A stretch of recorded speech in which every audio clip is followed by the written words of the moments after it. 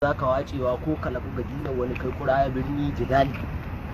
hadda na yi gabuta babu inda zan wacewa. Kai oho, dama an kawo mana labarin cewa akwai wasu gaggan yan iska da sun ka shigo daga ƙauye sun ka taho birni, wato kuna ka hawan katangan mutane kuna musu swata ko ƙarya ka kai Ka ga bakko na cikin gida. wanga mina na da lutin na kai ko kayan maye na waɗanda ko in bin shiru mina haken Allah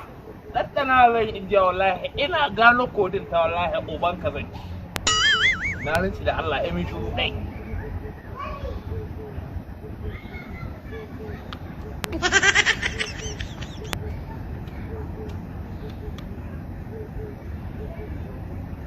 wato kai karamin ɗan iska ko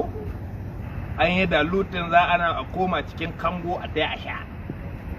ƙaryarka ta ƙare yau.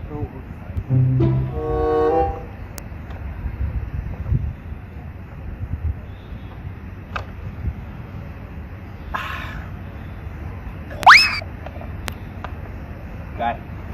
waɗi min lemun ga ina an kaso ƙasa ina ban gane ƙasa ba ƙasa ina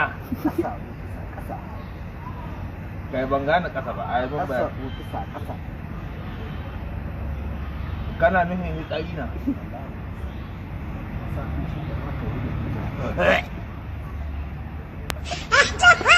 Bisa ga fanko can zai ka aroyi da abin da ya raguwa ka ibi